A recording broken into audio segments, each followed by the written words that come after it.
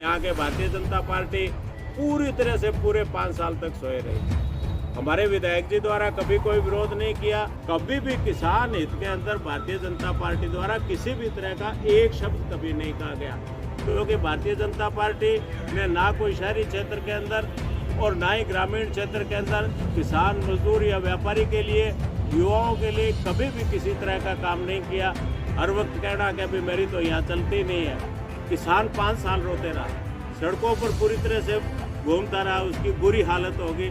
जातिवाद के नाम पर जिस तरह की व्यवस्था कर रखी है, हमने कभी किसी की जात नहीं सोची। कि हमारे विधायक जी गए कांग्रेस वालों के पास में और कांग्रेस वालों जाते उनको गले लगा लिया, माला डाली, स्वयं के स्वयं सारे आकर धड़ाम से बीजेपी के कार्यालय में बैठ गई। राजेंद्र बहादुर ना तो कभी किसी जातिवाद से प्रभावित था, ना राजेंद्र बहादुर हर एक वर्ग और जाति धर्म के लिए, सबके लिए समान है। कोई राजेंद्र बहादुर थोड़ा ही जीतेगा, सूरजगढ़ जीतना चाहिए।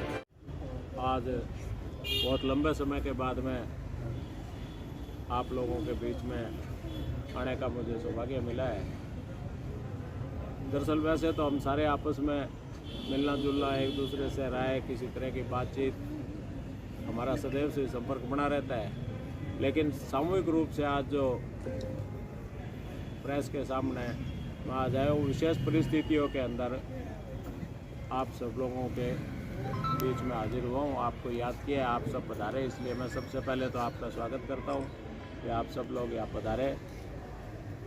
आज जो परिस्थिति है, जैसा कि आने वाले 25 तारीख को विधानसभा के चुनाव होने जा रहे हैं। नामांकन भरने के बाद में आज नामांकन विड्रॉ करने का आज आखिरी दिन था। 3 बजे तक हमने नामांकन विड्रॉ करने थे। मैंने भी भारतीय जनता पार्टी की टिकट मांगी। भारतीय जनता पार्टी ने टिकट नहीं देने के कारण 6 तारीख को एक जन आशीर्वाद रैली करके नॉमिनेशन अपना फाइल किया। जांच हो गई, उसके बाद में आज विड्रॉल था। तो निश्चित रूप से ये कोई मेरा कोई अकेले का कोई ऐसा विषय नहीं था कि मैं निर्दलीय प्रत्याशी के रूप में अपना नामांकन पत्र दाखिल करूं। आप सबको मालूम है कि जो भी परिस्थितियां पिछले 5 साल के अंदर रही, पूरे 5 साल के अंदर एक ऐसी व्यवस्था हो गई, उस व्यवस्था को देखते हुए, चूंकि मैं सूरतगढ़ का जन्म से ही यहाँ का यही जन्म हुआ, मेरा पैदा यहीं हुआ, मेरा एक विशेष लगाव ये सूरतगढ़ क्षेत्र मेरे खुद का है। हमारा परिवार की पृष्ठभूमि के बारे में आपको सबको मालूम है, जो ज़्यादा बताने की ज़रूरत नहीं है। लगातार राजनीतिक रूप से सक्रिय रहने के साथ साथ सामाजिक और अन्य कार्यों में विशेष रूप से हम सारे मिलकर काम करते हैं।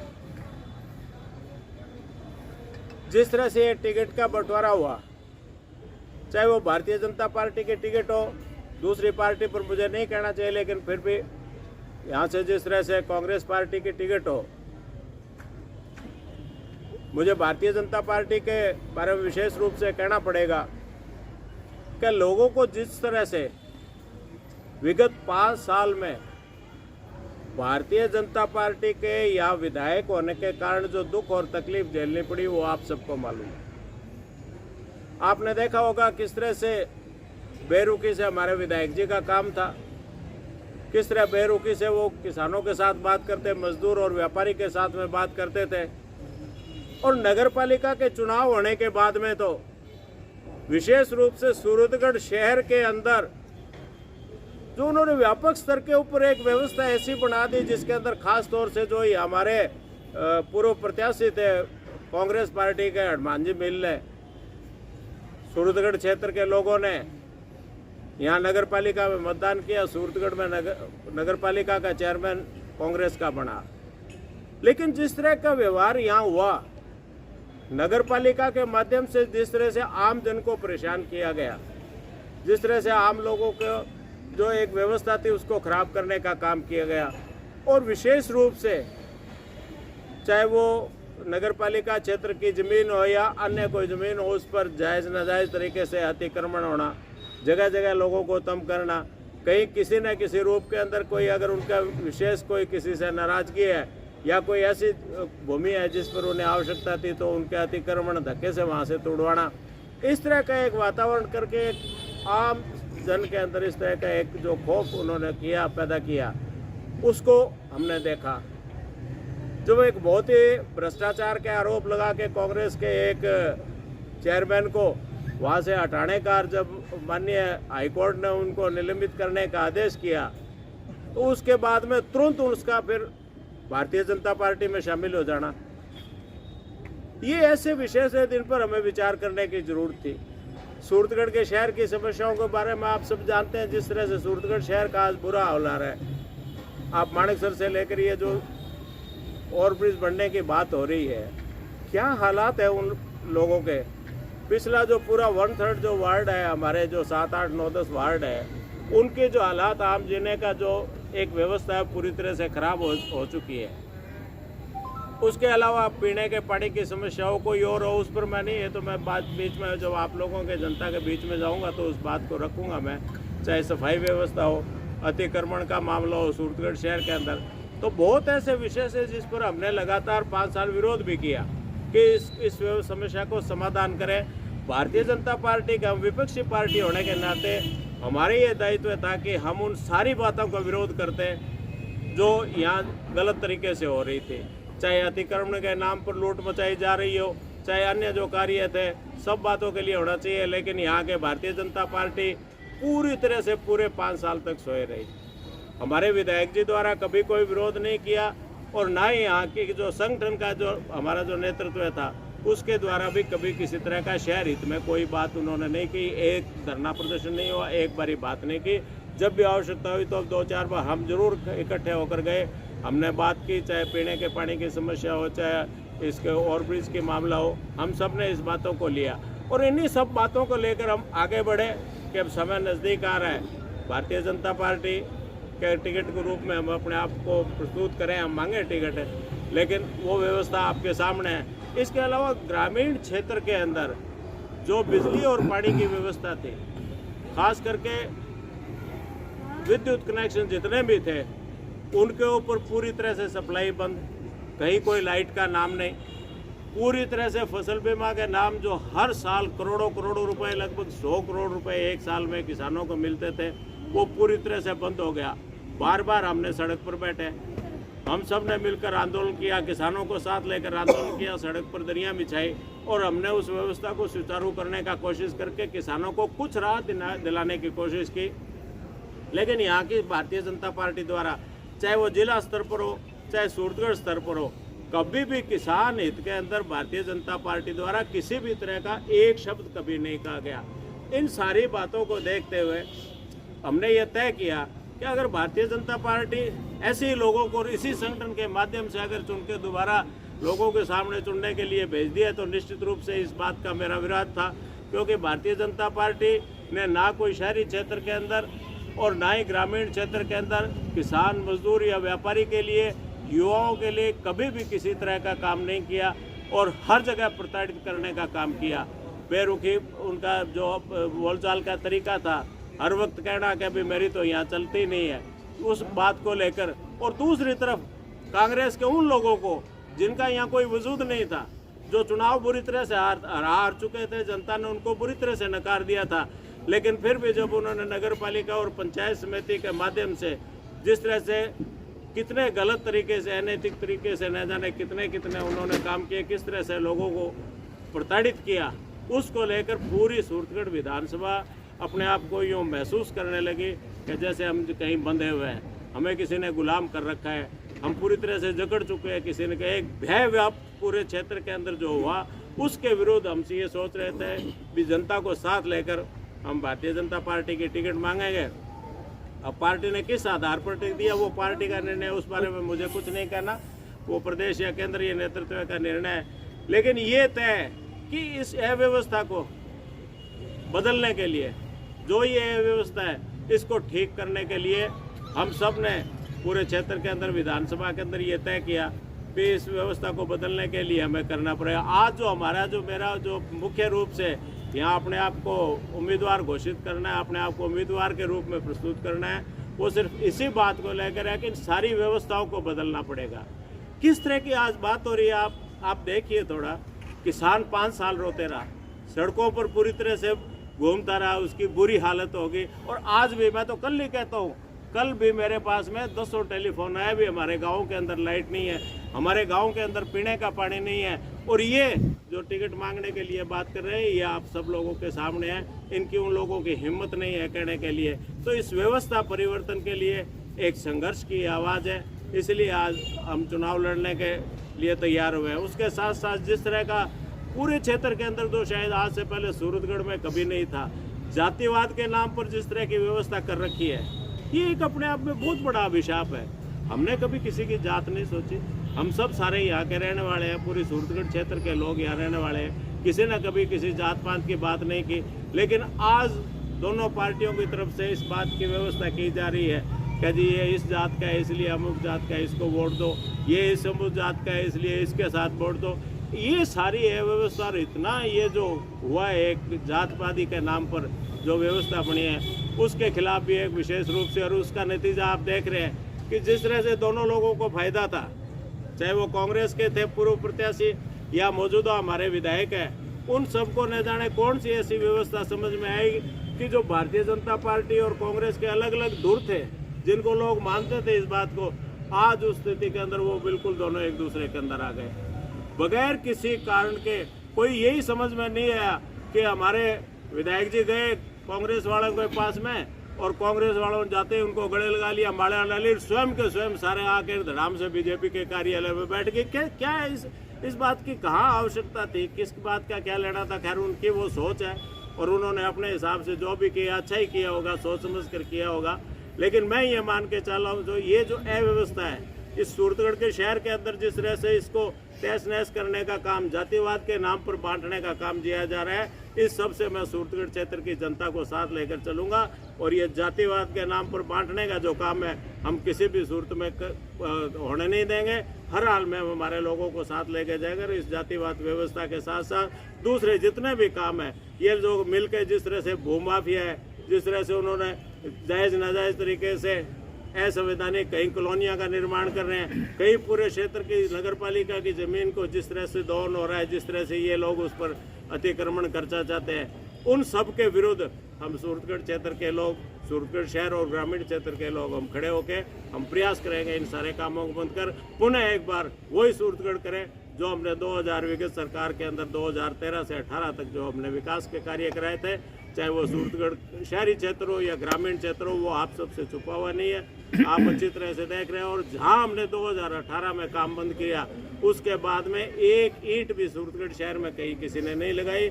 जो काम जहां बंद हुआ वो वहाँ का वही बंद पड़ा है, चाहे ग्रामीण क्षेत्र हो या शहरी क्षेत्र हो। इसलिए उसको वापस उस प्रगति के पहिए को चलाने के लिए, उस विकास के पहिए को आगे बढ़ाने के लिए मैं सूरतगढ़ की जनता का आशीर्वाद लेने के लिए उनके बीच में आया हूँ। इसलिए मैंने आप सबको याद किया है, आप यहाँ पधारे। पुनः एक बार आप सभी का बहुत बहुत धन्यवाद।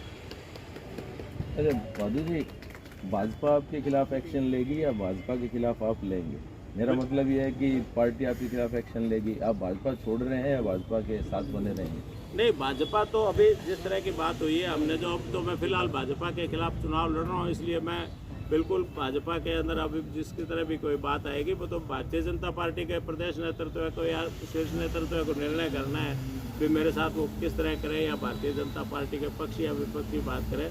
फिलहाल मेरे को भारतीय जनता पार्टी की तरफ से किसी तरह का ना तो नोटिस जारी किया गया है, ना मुझे इस बारे में कहा गया है। अगर इस तरह की कोई बात होगी तो भविष्य में देखें। अगर भारतीय जनता पार्टी को ये लगता है कि इस तरह के लोगों को ही हमने आगे रख के काम करना है, तो निश्चित रूप से पार्टी जो भी एक्शन करे शायद स्वीकार करूँगा उस पर। ये माना जाए कि आप भाजपा को छोड़ने वाले हैं निकट भविष्य में? नहीं, मैं अभी कोई भारतीय जनता पार्टी को छोड़ने के लिए मैंने कोई अभी मन नहीं बनाया, लेकिन भारतीय जनता पार्टी का शीर्ष नेतृत्व में इस बारे में क्या विचार करता है, वो मेरी बात को मैंने जो कही है आपके सामने, वो अगर बात मेरी गलत या सही है जो भी है वो तो पार्टी के लोग सोचेंगे। अगर मुझे इस तरह का कोई निर्णय लेने का समय है तो उस पर मैं पुनः आपको। आप पार्टी के खिलाफ चुनाव लड़ रहे हैं तो आपका शीर्ष नेतृत्व में आपको कुछ आपसे कोई बातचीत हुई है कोई? पार्टी शीर्ष नेतृत्व से अभी इस बारे में कोई बात नहीं भी आप चुनाव लड़ रहे हैं नहीं लड़ रहे हैं। निश्चित रूप से आज मुझे प्रदेश से कुछ इस तरह के निर्देश मिले थे भी आप चुनाव मत लड़ो।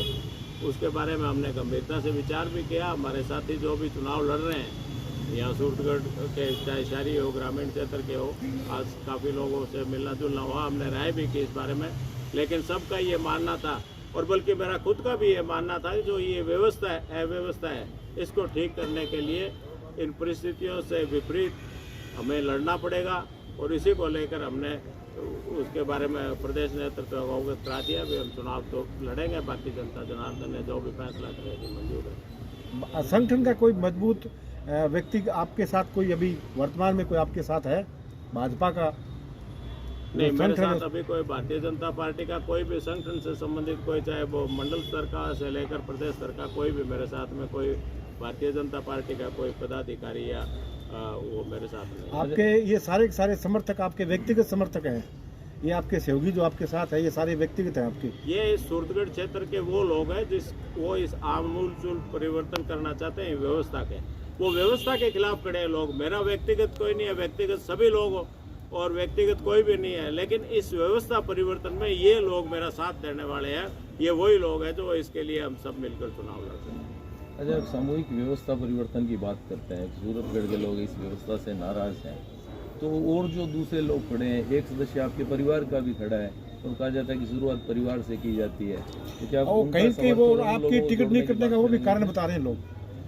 नहीं, ऐसा कुछ नहीं है। परिवार के सदस्य हम रहे, आप बहुत जगह देखते हैं कि जिस तरह से परिवारों में इस तरह के चुनाव होते रहते हैं, चुनाव लड़ते भी हैं। वो एक अलग पार्टी का उम्मीदवार के रूप में अपने आप चुनाव लड़ रहे हैं। तो जहाँ तक मैं समझता हूँ परिवारों में इस तरह के जो है कई जगह विसंगतियाँ या कुछ विचारों को लेकर आपस में हो जाता है, कभी चुनाव लड़ते हैं, अलग अलग पार्टियों से चुनाव भी लड़ते हैं। लेकिन हमारे कोई ऐसी बात नहीं है। वो बहुजन पार्टी से 2-3 साल से वो अपने हिसाब से तैयारी कर रहा था। आपको मालूम है पहले वो कांग्रेस में था, तो इसलिए, और जब से मैं भारतीय जनता पार्टी में आया हूँ वो शायद राजनीतिक रूप से हमारा कोई आपस में था नहीं। वैसे मेरा छोटा भाई है, वो हमारा एक ही परिवार है, कोई दूसरा नहीं है।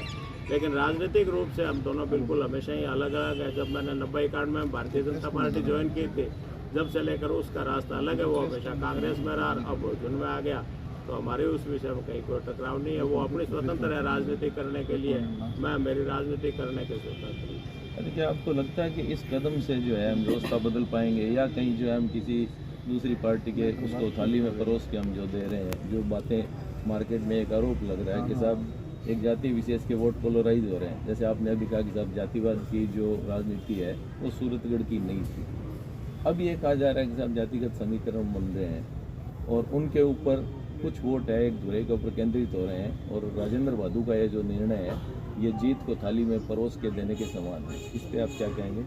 नहीं, ऐसा कुछ नहीं है। राजेंद्र भादु ना तो कभी किसी जातिवाद से प्रभावित था, ना भी है। राजेंद्र भादु हर एक वर्ग और जाति धर्म के लिए सबके लिए समान है। हम इसीलिए तो कह रहे हैं ना कि जो एक ये अलग अलग जो समाज विशेष के लिए उस जाति की बात करते हैं, हम उस जाति में नहीं बंधे हुए।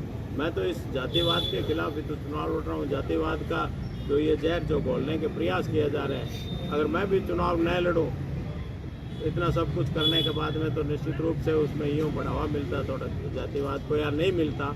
मैं इस बारे में कुछ नहीं कहना चाहता, लेकिन मुझे इतना कहना है कि इस व्यवस्था के लिए मेरे साथ मुझे पूरा विश्वास है कि सूरतगढ़ विधानसभा क्षेत्र के आमजन मेरे साथ रहेंगे और हम सब मिलकर इस व्यवस्था परिवर्तन को करेंगे। जिस तरह से आपने देखा है लगातार पिछले 2005-06 से आप लोगों के बीच सामने मैं हमेशा सड़क पर रहने वाला आदमी हूँ। हमेशा मैंने संघर्ष किया है, चाहे किसान मजदूर व्यापारी किसी के लिए भी हो, कोई भी बात हो, युवाओं का मसला हो, चाहे हमारे कभी भी किसी तरह कोई परिस्थिति रही हो, हम सड़क पर दरी बिछाड़ के बैठने वाले लोग हैं। गढ़साना आंदोलन की शुरुआत करते हुए, एटा सिंगरासर माइनर लेते हुए आज तक भी जब भी कोई संघर्ष की बात हुई है तो हमने हमेशा आगे बढ़ चढ़ कर इस ओर जाती है, और उसी का नतीजा है कि आज हम लोगों के बीच में हम तो उस व्यवस्था को ठीक करने के लिए, या किसान के कहीं दर्द होता है या आमजन को कोई तकलीफ होती है, तो उसकी लड़ाई लड़ने के लिए हम चुनाव लड़ने जा रहे हैं, और सूरतगढ़ क्षेत्र की जनता का आशीर्वाद और प्यार हमें मिलेगा, ये मुझे विश्वास है। नहीं, हम ये मान के चलें कि भी टक्कर आपके और कांग्रेस के बीच में रहेगी? मैं नहीं मानता इस बात को। ये तो आम जन जो भी नहीं, फैसला आपने करेंगे, जनता 2,55,000 आपके समर्थकों को राय ली है तो कुछ तो आपको मतदाता एहसास है। होगा ही। तो वो करेंगे फैसला, तो टक्कर किसकी रहेगा किसकी नहीं रहेगी। ये तो आपको मैं तो कुछ कह- अनुमान तो है ही, आपने लोगों का विश्वास लिया, आपने बहुत बड़ी रैली भी करी कल परसों यहाँ, हाँ। लोग भी आए, हाँ हाँ। तो उसके आंकलन से नहीं, आपका क्या? मुझे तो कोई टक्कर की बात ही नहीं लगती। मैं तो कहता हूँ मैं चुनाव जीतूंगा हर हाल में। यही तो हम पूछना चाहते हैं। बिल्कुल हम जीतेंगे चुनाव को। हम किसी थोड़े वोट किसी को जिताने या हराने के लिए थोड़े करें, हम तो चुनाव जीतने के लिए करें। हमारा प्रयास तो चुनाव जीतने का है। भी सूरतगढ़ के अंदर चुनाव जीते, सूरतगढ़ जीते, बस इतनी बात है। कोई राजेंद्र बहादुर थोड़ा ही जीतेगा, सूरतगढ़ जीतना चाहिए। ठीक है सर। ठीक है साहब, धन्यवाद। Okay, thank you.